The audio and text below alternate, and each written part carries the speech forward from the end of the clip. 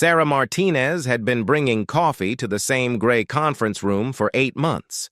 Every Tuesday and Thursday, at precisely 9:15 in the morning, she wheeled her small cart through the narrow hallways of the Langley Federal Building, past the security checkpoints, and into room 247B. The men in expensive suits barely looked up when she entered. To them, she was invisible. That was exactly what she needed them to think. At 26, Sarah had the kind of unremarkable appearance that made her perfect for blending in. Average height, brown hair usually pulled back in a simple ponytail, and clothing that suggested she shopped at discount stores. Her badge identified her as Sarah Martinez, food service contractor, level 2 clearance.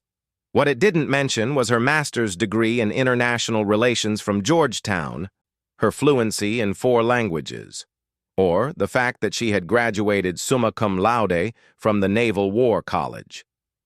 The morning of October 15th started like any other. Sarah loaded her cart with the usual assortment of coffee, pastries, and bottled water. She had memorized each man's preferences over the months. Director Harrison liked his coffee black with exactly 2 sugars. Deputy Director Williams preferred green tea, but only on days when he wore his blue tie. Agent Rodriguez always took the chocolate croissant, and Colonel Thompson never touched anything until the meeting was halfway finished. These details mattered because Sarah noticed everything. It was her job to notice everything. As she pushed the cart down the familiar corridor, Sarah's phone buzzed with a text message. To anyone watching, it would look like a notification from her supervisor about afternoon deliveries. In reality, it was a coded message from her handler. Package delivery confirmed for today. Exercise extreme caution. Sarah's heart rate remained perfectly steady. She had trained for this moment for 3 years. Room 247B housed the weekly briefings for Operation Nightfall, a classified intelligence program focused on identifying security threats within government agencies. For 8 months, these powerful men had discussed sensitive operations, personnel changes, and security protocols, while a young woman in a food service uniform quietly refreshed their coffee cups. What they didn't know was that Sarah possessed an eidetic memory and had been recording every conversation. The real Sarah Martinez had died in a car accident in Phoenix 2 years earlier. The woman who had taken her identity was actually Lieutenant Commander Elena Vasquez, a former Navy intelligence officer who had volunteered for the most dangerous undercover assignment in recent CIA history. Her mission was simple in concept, but terrifyingly complex in execution. Infiltrate the highest levels of government to identify a mole who had been selling classified information to foreign agents. The investigation had begun when 3 separate covert operations had been compromised, resulting in the deaths of 7 American assets overseas. The mole had access to information that only a handful of senior officials possessed. Traditional investigation methods had failed to identify the traitor, so the agency had developed an unprecedented plan. Elena had undergone extensive plastic surgery to alter her appearance and had spent months studying the real Sarah Martinez's life. She learned about Sarah's childhood in New Mexico, her family's restaurant business, and even practiced mimicking her handwriting. The agency created a complete false history, including employment records, tax returns, and social media accounts. The most difficult part had been learning to appear unremarkable. Elena's natural posture was military straight, her movements efficient and precise. She had to train herself to slouch slightly, to move with less confidence, to make herself forgettable. She practiced in front of mirrors for hours, perfecting the art of invisibility. As she entered room 247B that Tuesday morning, Elena noticed something different. Colonel Thompson was wearing his dress uniform instead of his usual civilian clothes. Director Harrison had dark circles under his eyes, suggesting he hadn't slept. Most importantly, there was a manila folder on the table marked with a red classification stamp that Elena had never seen before. She began her usual routine, starting with Director Harrison's coffee. As she leaned over to place the cup near his right hand, she glimpsed the header on the open document. Operation Mongoose, Personnel Assessment, Eyes Only. Elena's training kicked in. She continued serving coffee with the same quiet efficiency, but her enhanced peripheral vision was cataloging every detail. The document appeared to be a list of government employees with their security clearance levels, assignment histories, and what looked like psychological evaluation scores. "Thank you, Sarah," Director Harrison said absently, not looking up from his reading. "You're welcome, sir," Elena replied in Sarah's soft, slightly nervous voice. As she moved around the table, Elena noticed that Agent Rodriguez was taking notes on a legal pad. His handwriting was small and cramped, but she could make out fragments. Financial irregularities, overseas accounts, and immediate action required. Deputy Director Williams was studying photographs that he kept face down on the table. When he briefly lifted one to show Colonel Thompson, Elena caught a glimpse of surveillance images showing a man she recognized as Senator Bradley from the Armed Services Committee. The pieces were starting to form a pattern, but Elena knew she needed more information. The morning briefing usually lasted exactly 45 minutes, which meant she had less than 30 minutes to gather intelligence before she had to leave with her cart. "Gentlemen," Director Harrison began, "what we're about to discuss cannot leave this room. Operation Mongoose has identified our primary suspect."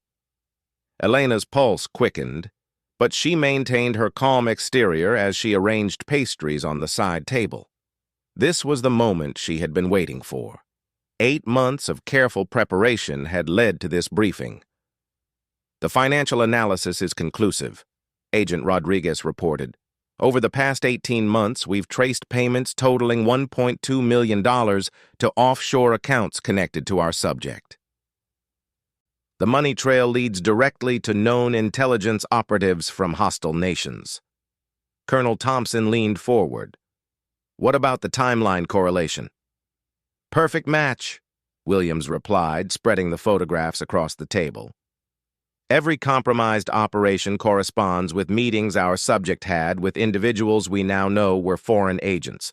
The surveillance photos confirm physical contact and document exchanges." Elena continued her work, replacing empty water bottles and clearing away empty cups from previous meetings. To the men in the room, she was simply doing her job. They had grown so accustomed to her presence that they spoke freely, as if she weren't there at all. Director Harrison picked up the classified folder. "The psychological profile supports our conclusion. Our subject exhibits classic signs of someone under financial pressure who has rationalized betraying their country. The gambling debts, the expensive lifestyle, the recent divorce proceedings." "What's our next step?" Colonel Thompson asked. "We have 2 options," Harrison replied. "We can move immediately for arrest based on the evidence we've gathered, or we can allow the subject to proceed with their next scheduled intelligence transfer and catch them in the act." Agent Rodriguez consulted his notes. "The risk assessment favors immediate action. Every day we wait, more classified information could be compromised." Elena was processing this information while simultaneously planning her exit strategy. She needed to signal her handler immediately, but she also needed to learn the identity of the suspected mole. The conversation suggested they were close to making an arrest, which meant her mission might be entering its final phase. Deputy Director Williams opened a laptop and turned it toward the others. "The subject's next scheduled meeting is this Friday at the Watergate Hotel. Our surveillance team has confirmed that their foreign contact will be present." Elena moved closer to the side table, ostensibly to organize the remaining supplies. From this angle, she could see the laptop screen reflected in the polished surface of the coffee pot. The image was distorted, but she could make out what appeared to be a surveillance photo of a restaurant interior.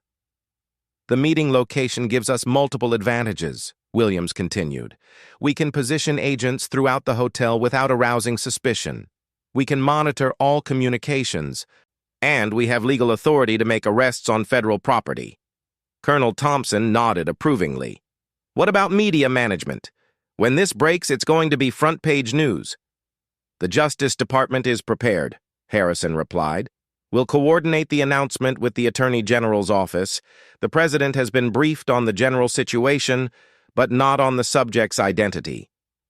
Elena realized she needed to act quickly. The men were discussing operational details that suggested the arrest would happen within days. She had to get word to her handler and position herself to witness the final confrontation. As she prepared to leave the room, Elena made a small, calculated mistake. She accidentally knocked over the empty coffee pot, creating a brief distraction as she apologized and cleaned up the spill. During those few seconds, while the men were momentarily focused on her clumsy behavior, she managed to photograph the laptop screen with a miniature camera concealed in her watch. "I'm so sorry," she said in Sarah's apologetic voice, dabbing at the small puddle with paper towels. "I'll bring a replacement pot right away." "Don't worry about it," Director Harrison replied dismissively. "Just be more careful next time." "Yes, sir. Of course, sir." Elena finished loading her cart and headed toward the door. As she reached for the handle, she heard Colonel Thompson's voice behind her. "Make sure that door is completely closed," he instructed. Elena pulled the door shut and continued down the hallway at her normal pace. Her hands remained steady on the cart handle, but her mind was racing. She had just witnessed a breakthrough moment in one of the most significant counterintelligence operations in recent history. The challenge now was getting the information to her handler without breaking her cover. Elena had protocols for emergency communication, but using them would signal that something significant had occurred. She needed to balance the urgency of the intelligence with the necessity of maintaining her deep cover identity. As she turned the corner toward the service elevator, Elena noticed something that made her blood run cold. Agent Martinez from Internal Security was standing near the elevator bank, apparently waiting for someone.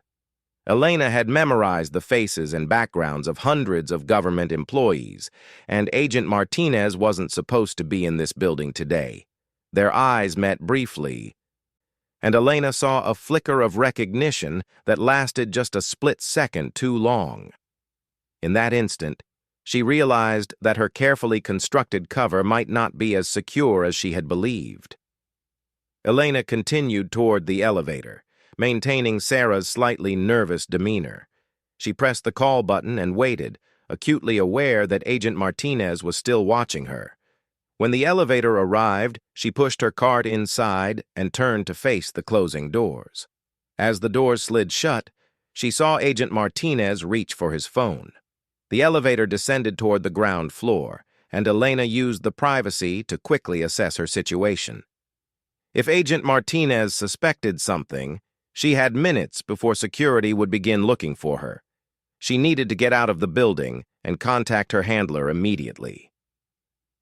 But Elena also knew that abandoning her mission now would mean losing 8 months of carefully gathered intelligence and potentially allowing the real mole to escape. The men in room 247B were planning to arrest their suspect within days, and Elena still didn't know who that suspect was. The elevator reached the ground floor, and Elena pushed her cart into the main corridor. Everything appeared normal. Security guards at their posts, employees moving through the building with their usual purposeful efficiency. If Agent Martinez had raised an alarm, there was no visible sign of increased security activity. Elena made her way to the loading dock where she would normally return her cart and collect supplies for afternoon rounds. This was also where she had hidden emergency communication equipment in case she needed to contact her handler urgently. As she rounded the corner into the loading area, Elena saw 3 black SUVs parked in positions that blocked the main exit routes. Men in suits were stationed near each vehicle, their postures alert and professional. These weren't regular security personnel. Elena realized that her 8-month operation had just become a life-or-death situation.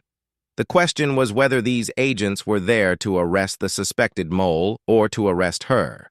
She had perhaps minutes to make a decision that would determine not only her own fate, but also the success of one of the most critical intelligence operations in recent American history. The girl who brought the coffee was about to discover just how deep the rabbit hole really went. Elena forced herself to maintain Sarah's typical movements as she approached the loading dock supervisor's office. Her training had taught her that panic was the enemy of survival, and right now, survival depended on appearing completely normal while rapidly calculating her options. The supervisor, Chuck Peterson, was a retired Marine who had worked government contracts for 15 years. He barely looked up from his clipboard when Elena entered. "Back early today, Sarah?" he asked without real interest. "They finished their meeting sooner than usual," Elena replied, keeping her voice steady. "I need to grab supplies for Building C before my afternoon rounds." Chuck nodded toward the storage area. "Help yourself. Oh, and maintenance wants to check your cart next week. Something about updating the wheels." Elena thanked him and headed toward the supply closet, her mind racing. The mention of cart maintenance was actually a coded message from her handler. In their communication system, any reference to vehicle maintenance meant, "Prepare for extraction within 48 hours." The timing couldn't be coincidental. As she gathered cleaning supplies she didn't actually need, Elena accessed the emergency communication device hidden inside a false bottom of a supply box. The device looked like a standard inventory scanner but could transmit encrypted messages via satellite uplink. She quickly typed, "Mongoose active, arrest imminent, suspect unknown, possible compromise." The response came back within seconds. "Maintain cover, critical intelligence required. Extraction Protocol 7. Elena's blood chilled. Protocol 7 meant her handler believed the intelligence she could gather was worth the extreme risk of keeping her in place. It also meant that if she was discovered, she would be completely on her own. She deleted the messages and returned the device to its hiding place. Through the window, she could see the black SUVs were still in position, but the agents appeared to be waiting rather than actively searching. That suggested they weren't there for her. At least not yet. Elena left the supply closet and informed Chuck that she was heading to Building C. This was part of her established routine, and it would give her an opportunity to assess the security situation from different vantage points around the complex. Building C housed the CIA's administrative offices, and Elena's afternoon route took her through several departments where she might overhear conversations related to Operation Mongoose. She had cultivated relationships with secretaries and junior staff members who often shared office gossip during her visits. As she pushed her cart through the main corridor of Building C, Elena noticed an unusual level of activity. Senior officials were moving through the hallways with the kind of urgent purpose that suggested something significant was happening. Conference rooms that were usually empty in the afternoon now had their doors closed and security personnel posted outside.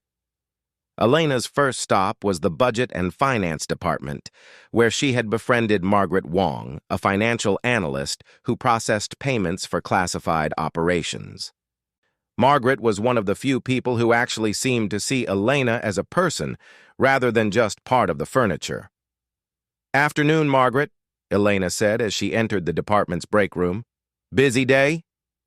Margaret looked up from her computer, her expression stressed. "You could say that. We've been asked to compile financial records on short notice. Apparently there's some kind of urgent investigation happening." Elena began restocking the coffee supplies, keeping her movements casual. "Investigation? That sounds serious?" "It is," Margaret replied, lowering her voice. "Someone in the senior leadership has been flagged for suspicious financial activity. I've been pulling bank records and expense reports for the past 6 hours. Elena's pulse quickened, but she kept her expression neutral. "That must be a lot of work." "You have no idea," Margaret continued. "The worst part is that it's someone I've worked with for years, someone I trusted. It makes you wonder who you can really trust anymore." Before Elena could ask for more details, Margaret's supervisor appeared in the doorway. "Margaret, we need those reports in conference room A immediately," he said urgently. Then, noticing Elena, he added, "Sorry, but we need this area cleared for security reasons." Elena nodded apologetically and quickly finished her tasks. As she left the department, she processed what she had learned. Margaret's emotional reaction suggested the suspected mole was someone well known within the agency, possibly someone popular among the staff. Elena's next destination was the communications department, where she had another useful contact. Tom Bradley worked in signals intelligence and had a tendency to overshare information when he was stressed. Elena found him in the department's kitchen, staring blankly at a vending machine. "Rough day, Tom?" Elena asked as she began cleaning the coffee pot. Tom turned toward her, his face showing exhaustion. "Sarah, have you ever worked somewhere and suddenly realized you don't know anyone as well as you thought you did?" Elena continued her cleaning while encouraging Tom to talk. "What do you mean?" "There's this person I've worked with for almost 5 years," Tom explained. "We've had lunch together probably 100 times. I thought I knew their character, their values. And now I'm finding out they might have been living a complete lie." Elena felt a chill run down her spine. Tom's words could describe almost anyone in the building, but his emotional investment suggested someone he had considered a friend. "That must be really difficult," Elena said sympathetically. Tom nodded sadly. "The hardest part is that they've been so helpful to everyone. Always willing to share information, always offering to help with projects. Now I'm wondering if all of that helpfulness was actually something else entirely." Before Elena could probe further, Tom's pager beeped. He checked it and his expression became grim. "I have to go," he said quickly. "Thanks for listening, Sarah. Sometimes it helps to talk to someone who's outside all the politics." Elena finished her tasks in the communications department and moved on to her final stop of the day, the executive administration offices on the top floor. This was where the most senior officials worked and where she might overhear the most significant information. The elevator to the top floor required special access, which Elena had been granted as part of her food service clearance. As the elevator rose, she reviewed everything she had learned during the day. The suspected mole was someone trusted, helpful, and well-liked. They had been transferring classified information for financial gain and were scheduled to meet their foreign contact on Friday. The elevator doors opened onto a corridor lined with impressive offices belonging to department heads and senior administrators. Elena could hear voices coming from the large conference room at the end of the hall, the same room where the agency's top leadership held their weekly strategic meetings. As Elena approached with her cart, she could see through the partially open door that the room was full of senior officials, including the director of the CIA himself. This was clearly an emergency meeting related to Operation Mongoose. Elena began setting up coffee service in the small preparation area adjacent to the conference room. The area was separated from the main room by a thin wall, and she could hear every word being spoken on the other side. Director Campbell's voice was unmistakable. "The evidence is overwhelming. Financial records, surveillance footage, intercepted communications. We have enough to prosecute successfully." Deputy Director Stevens responded, "The question is timing. Do we move now and risk losing the foreign contact, or do we wait for Friday's meeting and risk another intelligence leak?" Elena recognized the voice of Admiral Morrison. "Every day we wait increases the security risk. This individual has access to our highest-level operations." Director Campbell replied, "But if we can catch them in the act on Friday, we can also arrest their handler and potentially roll up the entire network. That could lead us to other compromised assets." Elena carefully positioned herself so she could hear more clearly while maintaining the appearance of organizing supplies. Another voice, which Elena identified as General Patterson. "What about the psychological evaluation? Does the profile suggest they might become suspicious if we delay?" Deputy Director Stevens answered, "The subject shows no signs of paranoia or awareness." They believe their operation is completely secure. In fact, they've been more cooperative than usual lately, offering to help with several high-priority projects. Elena's hands froze on the coffee supplies. That description, helpful, cooperative, trusted, matched what Tom had said earlier. It also matched several people she interacted with regularly. Director Campbell continued. The final decision rests with the Attorney General, but I'm recommending we proceed with Friday's operation. The intelligence value of capturing the entire network outweighs the security risks of waiting 3 more days. Admiral Morrison asked, "What about our undercover asset? Should we extract them before Friday?" Elena held her breath, waiting for the response. Deputy Director Stevens replied, "Our asset has provided invaluable intelligence, but their mission is essentially complete. However, extraction now might alert the subject that we're closing in. I recommend keeping the asset in place until after the arrest." Elena felt a mixture of relief and concern. Her cover appeared to be intact, but she would be staying in an increasingly dangerous situation. General Patterson raised another concern. What if the subject decides to run? We have evidence of offshore accounts and prepared false identities. Director Campbell responded, "Surveillance indicates the subject believes they're completely safe. They're maintaining their normal routine and showing no signs of flight preparation. The Friday meeting represents a significant payday. They're unlikely to abandon it." Elena was processing this information when she heard footsteps in the corridor outside. She quickly moved away from the wall and began arranging supplies on her cart, just as a security guard appeared in the preparation area. "Excuse me, miss," the guard said politely. "I need to verify your access for this floor." Elena presented her identification badge, maintaining Sarah's nervous but cooperative demeanor. The guard scanned the badge with a handheld device and waited for verification. "Thank you," he said after the device beeped approval. "How much longer will you be working up here?"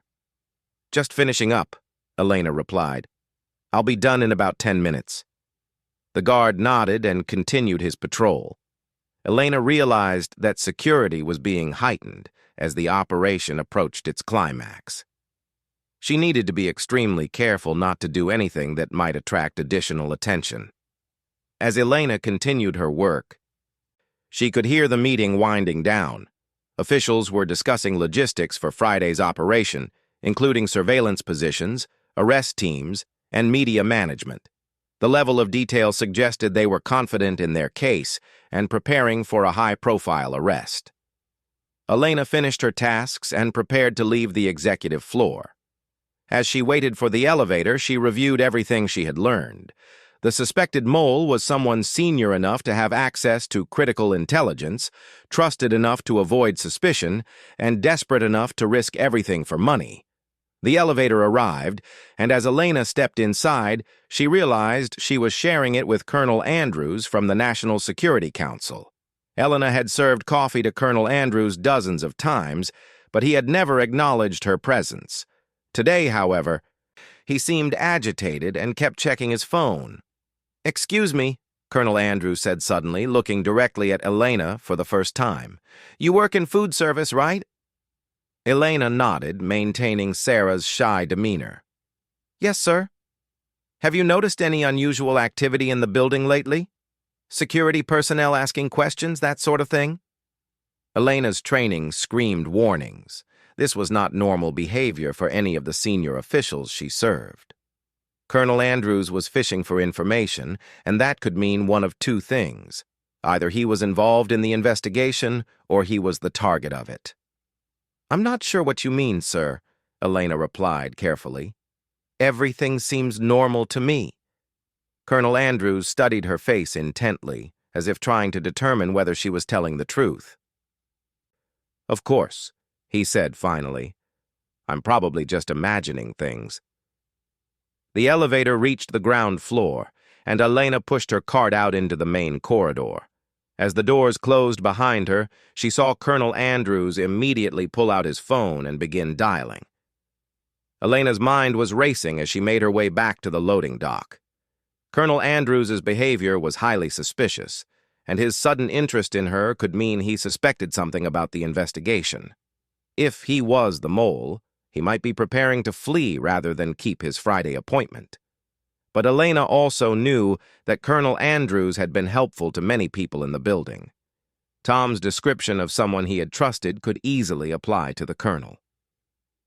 Margaret's emotional reaction to the suspect's identity would also make sense if it was someone as senior and well-regarded as Colonel Andrews. As Elena approached the loading dock, she noticed that the black SUVs were no longer in position. Either the immediate threat had passed, or it had moved to a different location. She needed to contact her handler immediately with the intelligence she had gathered. Chuck Peterson was still at his desk when Elena returned her cart. As she signed out for the day, he mentioned casually that maintenance would need to inspect all service vehicles tomorrow morning. Elena understood the coded message. Her handler wanted an emergency meeting.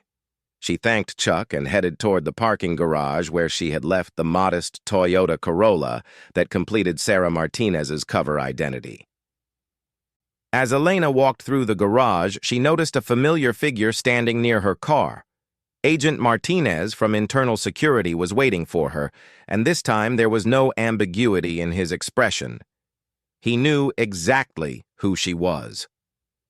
"Lieutenant Commander Vasquez," he said quietly as she approached. "We need to talk." Elena's hand instinctively moved toward the concealed weapon in her purse, but Agent Martinez held up his hand in a peaceful gesture. "I'm not here to arrest you," he said. "I'm here because we have a problem, a very big problem." Elena maintained her defensive posture. "I don't know what you're talking about." Agent Martinez smiled grimly. "Your cover is blown, Commander, but that's not our biggest concern right now. Our biggest concern is that the person we're planning to arrest on Friday knows about Operation Mongoose. They know about you, and they're planning something that could destroy years of intelligence work." Elena felt her world shifting. If the mole knew about her mission, then everything she had worked for was in jeopardy. Worse, if they were planning a counterattack, innocent lives could be at stake. "What kind of something?" Elena asked. Agent Martinez looked around the garage to ensure they weren't being observed. "The kind that ends with a lot of people dead, and a very dangerous individual disappearing forever." Elena realized that her mission was about to become something far more dangerous than she had ever imagined. The girl who brought the coffee was about to become the key player in a deadly game of cat and mouse. Agent Martinez led Elena to a secure communication vehicle parked 3 levels down in the parking garage. The van appeared to be a standard maintenance truck, but inside it contained sophisticated surveillance and communication equipment that Elena recognized from her Navy intelligence training. "Before we begin," Martinez said as he activated a signal jammer, "I need to verify your identity through channels your handler doesn't control." Elena understood the implication. If her operation had been compromised, her usual communication channels might also be corrupted. Martinez connected a secure video link, and within moments, Elena was looking at Admiral Richardson, her original commanding officer from Navy intelligence. "Commander Vasquez," Admiral Richardson said from the screen, "your mission parameters have changed dramatically. What I'm about to tell you is known to only 4 people in the entire government." Elena felt a chill of anticipation. Admiral Richardson continued. "Operation Mongoose was designed with 2 objectives. The first was to identify the mole who has been selling classified information. The second was to feed that mole specific disinformation that would expose a larger intelligence network." Elena processed this information carefully. "Sir, are you saying the mole was meant to steal certain information?" "Precisely," the Admiral replied. "For the past 3 months, we've been carefully controlling what intelligence the mole had access to. We've been feeding them a mixture of genuine low-level secrets and carefully crafted disinformation designed to flush out their entire network." Agent Martinez added, The problem is that someone else figured out what we were doing. Someone with access to the highest levels of the operation has been feeding the mole information about our counterintelligence efforts. Elena felt pieces clicking together in her mind. There are two moles. Admiral Richardson nodded grimly. The original mole, Colonel Andrews, has been selling routine intelligence for money. The second mole is far more dangerous. They've been using Colonel Andrews as cover while stealing our most sensitive secrets and passing them to foreign intelligence services. Elena's mind raced through the implications. How long has this been going on? We believe the second mole has been active for at least 2 years, Martinez replied. They identified Colonel Andrews' activities early on and have been using his operation as camouflage for their own more sophisticated espionage. Admiral Richardson leaned forward on the screen. Commander, the second mole knows about your mission. They know that we're planning to arrest Colonel Andrews on Friday, and they're planning to use Friday's operation as cover for their own escape. Elena understood the gravity of the situation. What's the new mission? You're going to help us catch both moles, Martinez said. But first, we need to identify the second one. Your intelligence gathering over the past 8 months may have given you information that our traditional investigation methods missed. Elena reviewed everything she had observed during her time undercover. The second mole would have to be someone with access to Operation Mongoose, someone trusted enough to know about the counterintelligence efforts, and someone clever enough to manipulate the situation without attracting suspicion. Who has access to the Mongoose briefings? Elena asked. Martinez consulted his tablet. Director Harrison, Deputy Director Williams, Agent Rodriguez, Colonel Thompson, and General Patterson, plus a handful of technical analysts and administrative staff. Elena thought about her observations over the past 8 months. Each of these individuals had specific behavioral patterns, preferences, and habits that she had cataloged. But she also remembered something else. Agent Martinez, Elena said slowly, when you first approached me in the building today, how did you know where to find me? Martinez looked confused by the question. Standard surveillance protocols. We've been monitoring your activities to ensure your safety. Elena felt a cold realization settling in. But you said my cover was blown. If my cover was blown, why was I allowed to continue my intelligence gathering today? Why wasn't I extracted immediately? Admiral Richardson's expression became grim on the screen. Commander, what exactly happened during today's briefing? Elena recounted the morning's events, including the discussion about arresting the mole and the mention of Friday's meeting at the Watergate Hotel. As she spoke, she watched Admiral Richardson's face grow increasingly concerned. Commander, the Admiral said finally, there was no briefing scheduled for today. Operation Mongoose meetings are held on Wednesdays and Fridays only. Elena felt the world shift around her. Sir, I attended a meeting in room 247B this morning. Director Harrison was discussing arrest plans and surveillance operations. Martinez was typing rapidly on his tablet. Room 247B is registered as a storage facility. It's been empty for 6 months. The implications hit Elena like a physical blow. The meeting she had attended wasn't a real Operation Mongoose briefing. Someone had staged an elaborate performance specifically for her benefit, knowing she would report the information to her handlers. Admiral Richardson spoke urgently. Commander, you've been feeding information to the very people you were meant to investigate. The second mole has been using you as an unwitting double agent. Elena's training took over, suppressing her emotional reaction and focusing on tactical assessment.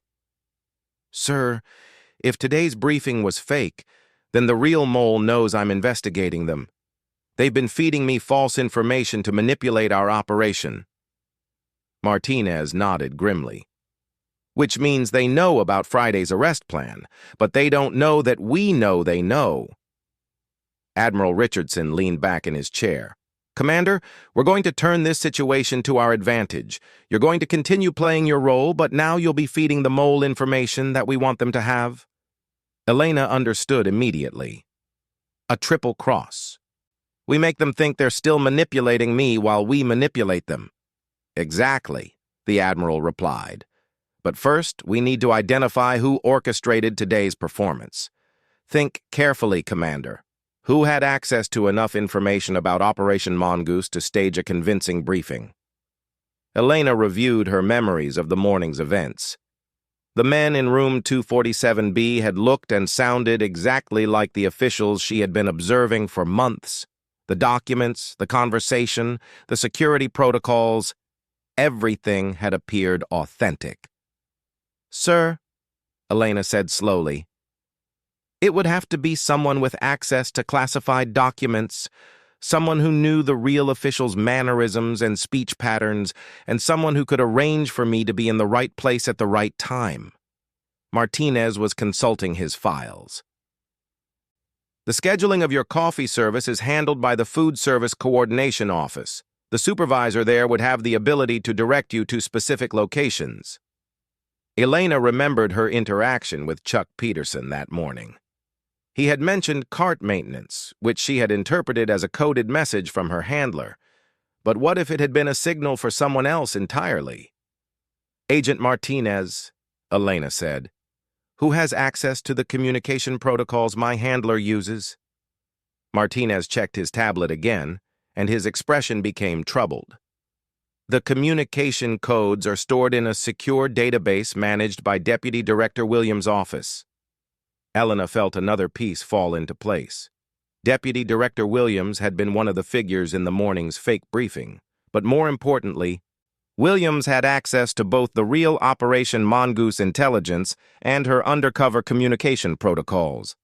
Admiral Richardson spoke from the screen. "Commander, I want you to think about your interactions with Deputy Director Williams over the past 8 months. Have you noticed any patterns or behaviors that seemed unusual?" Elena recalled her observations carefully. Williams had always been courteous but distant during her coffee service.